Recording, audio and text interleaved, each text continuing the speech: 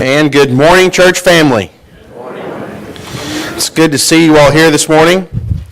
Appreciate the presence of you all and our visitors. We've had a few. We've had some reunion type visitors where we had some friends who haven't been here in a while, who come in to be a part of our camp meeting that we're a part of at Central Texas Christian Camps. And this Saturday we had a meeting up here with the staff and the counselors and those who are going to work it. And some of them stayed to be a part of our worship service this morning, and we are glad that they all could and be a part of that. We are excited about camp, and we are excited and in fact, I know one little girl who wished that camp could start early. But unfortunately, she's got to go all the way through school and before we can go out and be at our second home, as some of our people have called it. So be praying about camp. And as you pray, be asking God to bless the staff and bless the counselors and bless the kids who come and bless that week that they will come to know Christ and will leave there better than they were when they came here. To all those who are loved by God and called to be His children, grace and peace to you from God.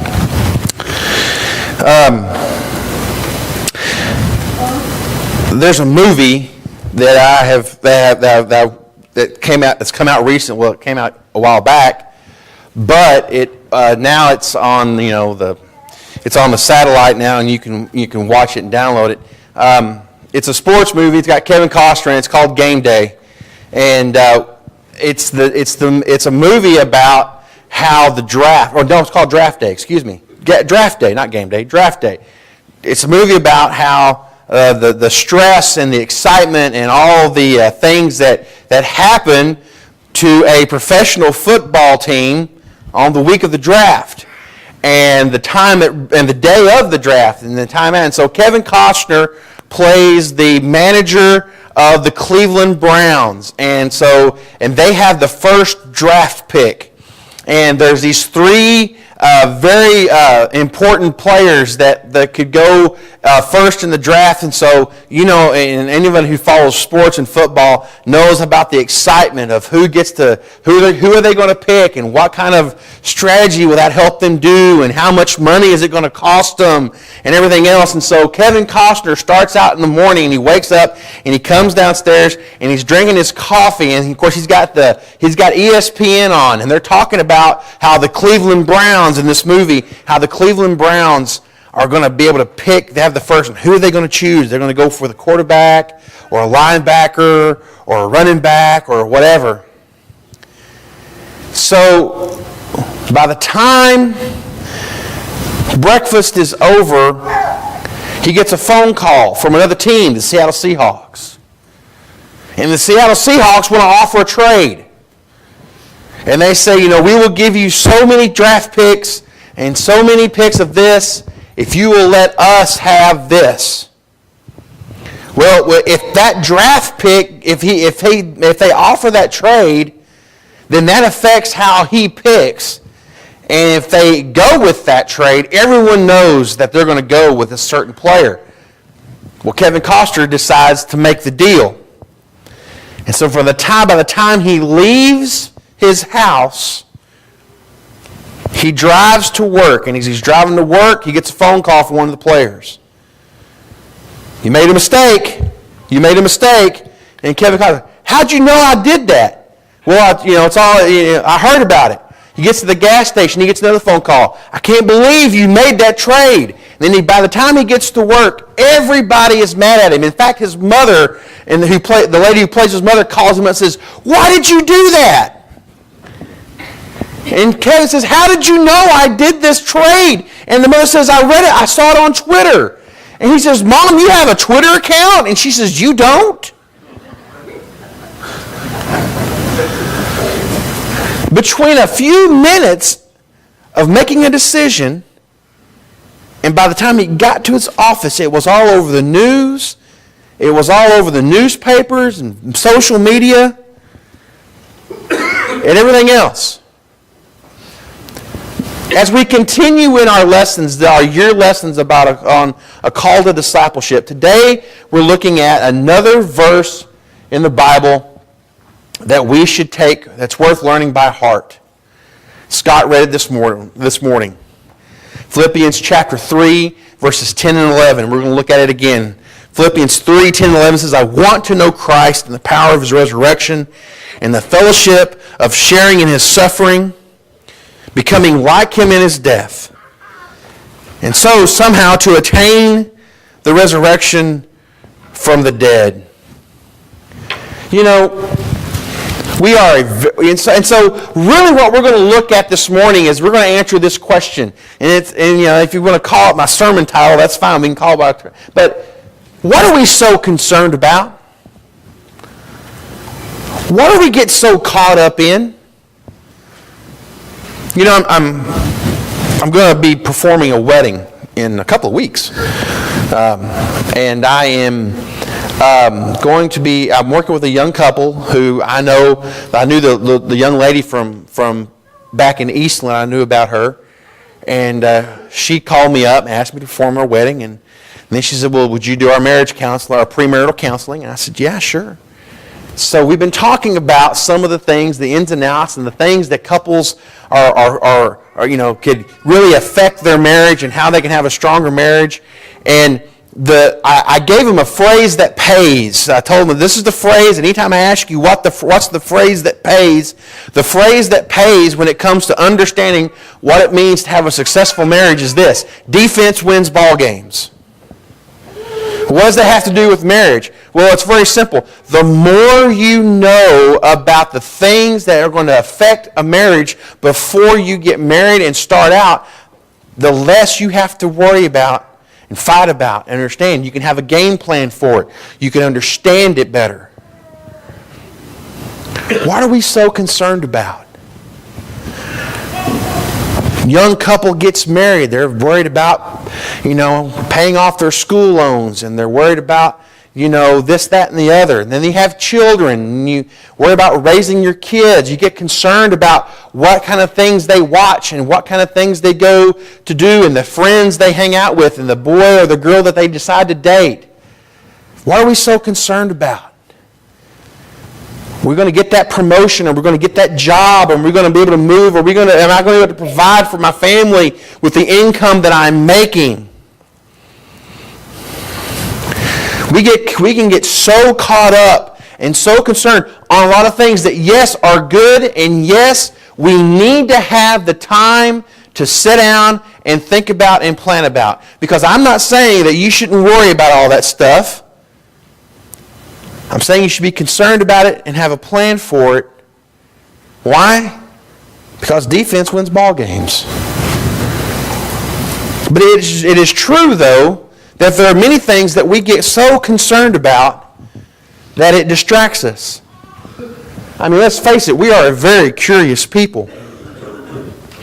Curiosity, I think, is a part of our DNA. And today's world is so full of information. You can look up somebody's address and phone number on your phone. This generation of kids today have so much access to so much information, it's mind-boggling the things that you can look up on Google, the things that you can search on the internet. I'm not saying it's accurate information. I'm saying it's someone had some time on their hands. And so some of the things that they get on Google, or they read about, or they see about, or they watch, is not even close to the truth of what's going on. But everyone needs to know the latest and greatest information. And we have phones and tablets and computers that will download anything we need at the push of a button. This generation of kids doesn't even know what an encyclopedia is.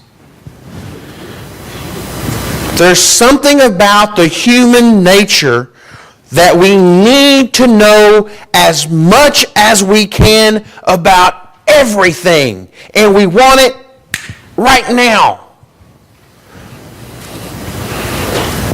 And because of that, other things take precedence as well. And so it doesn't take long for gossip to spread through the office or through the school or through the town. And that information is never accurate.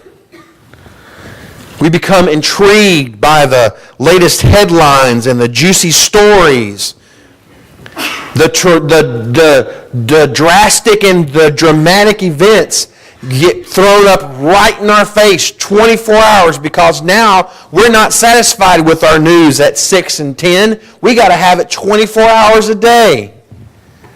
We're not satisfied with the sports coming on just on the weekends and on Monday night. No, we got to have a whole network dedicated to the sport that we love. We got to have all the channels of all the... Do you know how many hockey channels there are on DirecTV now? And I'm not even a big hockey fan, but I'm thinking, my goodness, I know it's a popular sport and some people like it, and that's fine. My wife's one of them, but it just blows my mind. Channels dedicated to baseball and basketball and football.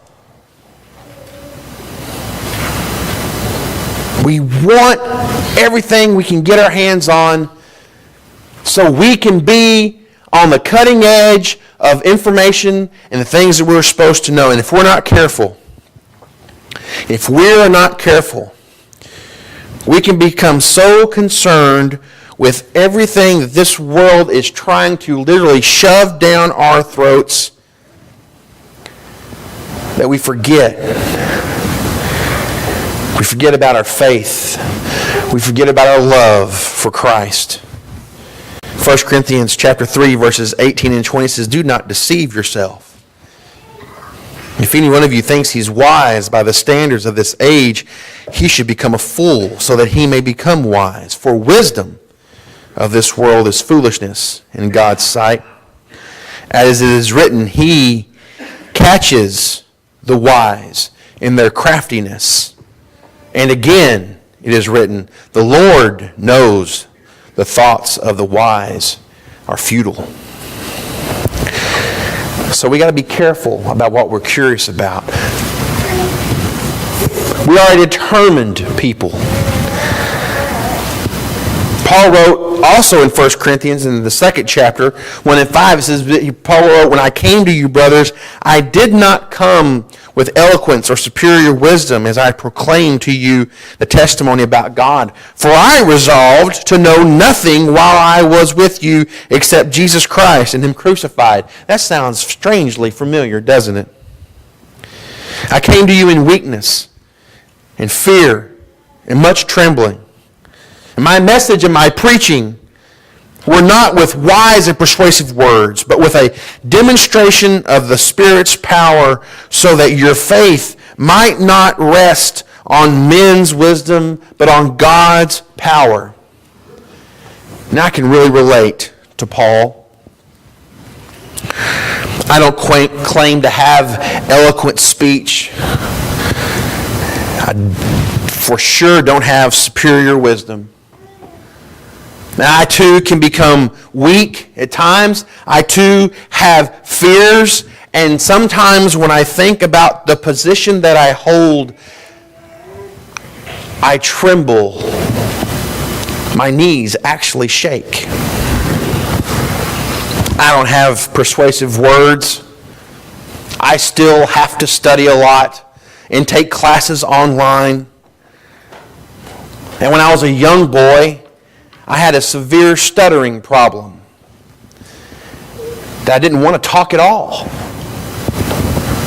But there's one thing that I do have. It's in my DNA. See, I come from the country. I come from a family of ranchers.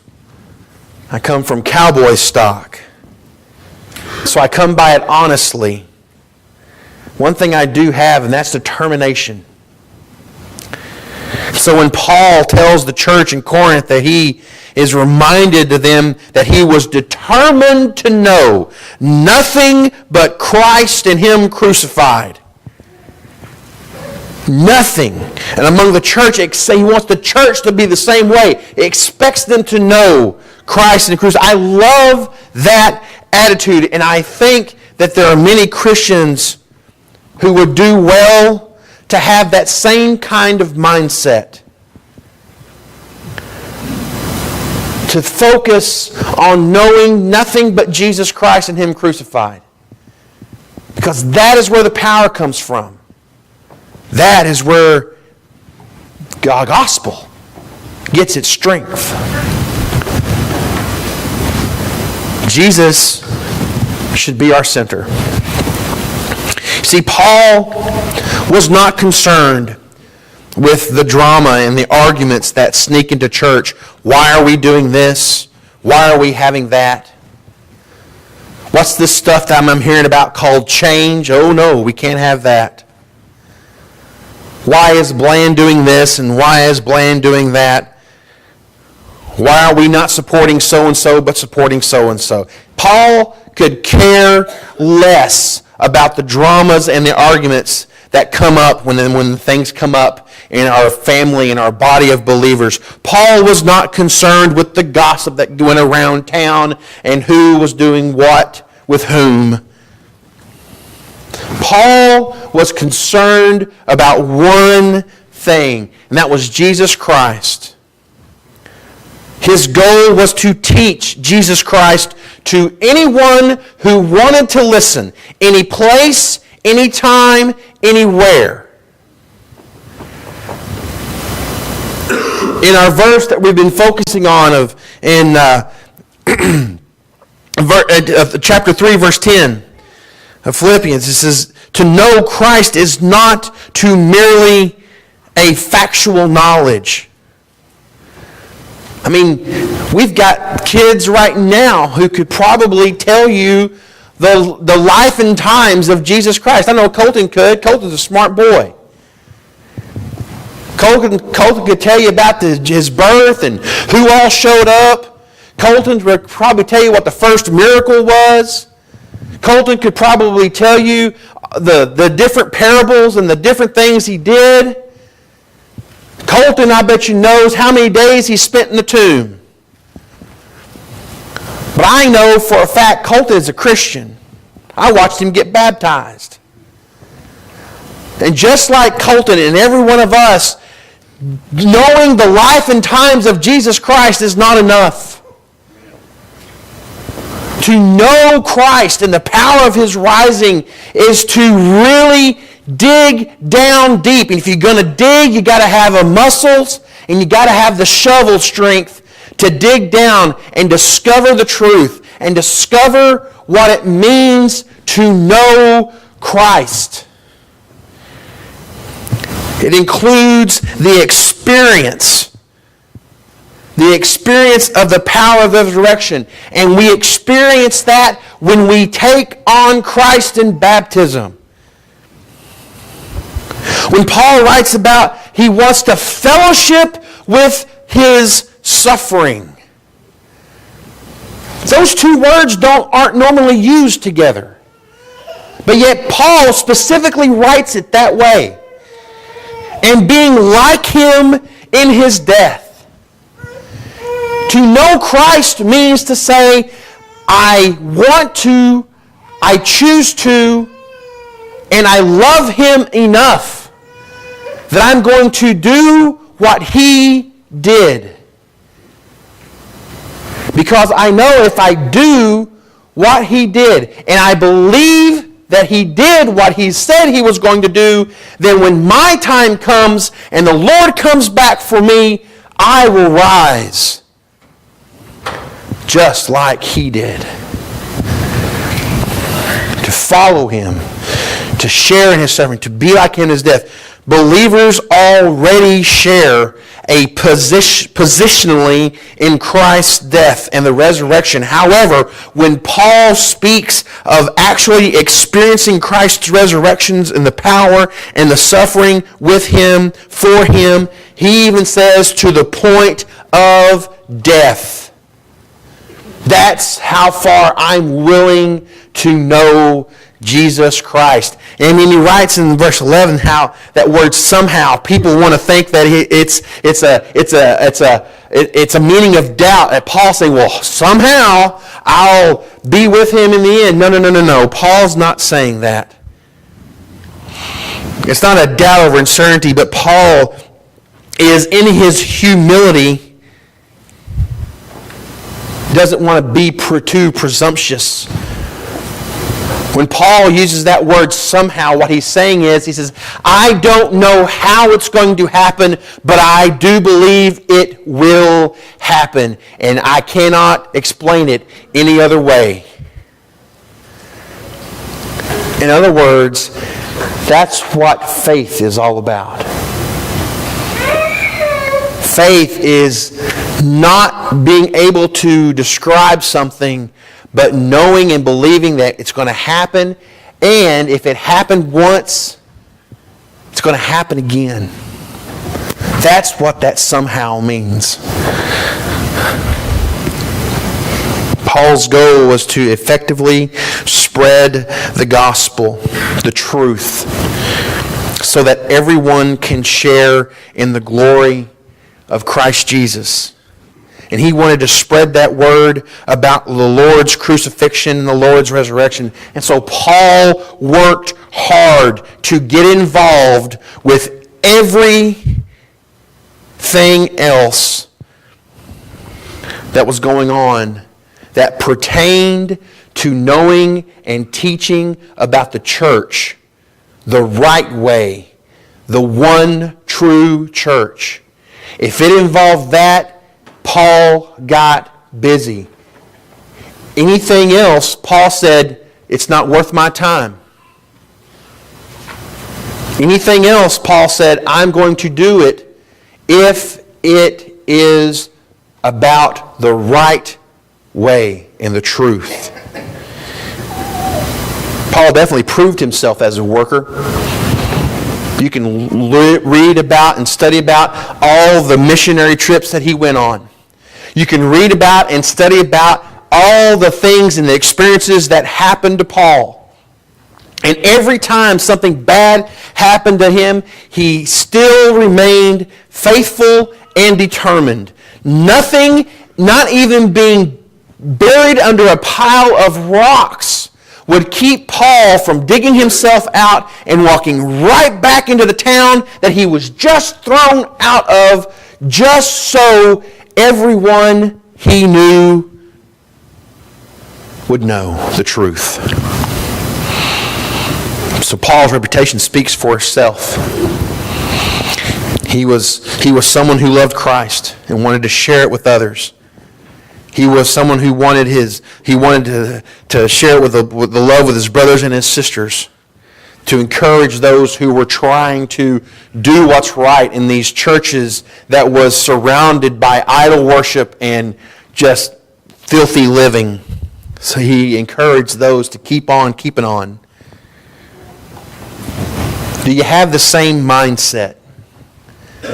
Do you have the same attitude? We are so concerned with all the latest and greatest information. We see the devastations and we read about the murders and the war and the pestilence and the famines and the starvings. We read about the politicians and all the corrupt things they do. We get excited when the new line of new Ford trucks come out. We figure out how we can put more lights on them and jack them up and make them louder. We're always anxious about who's going to run for what party. And how the Cowboys are going to and the Rangers are going to come out this year. We are concerned with everything. I'm just going to say it. I wish we were that concerned about sharing the good news with others as we were about if Hugh Darvish is going to make it the whole time during the Rangers lineup. And just so you know, it isn't just a job for me and Matt. If you hired me and Matt to spread the gospel, well, you made some pretty good hiring choices. But that's not just our job.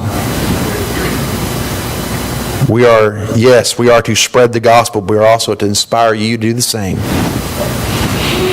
Encourage you to do the same.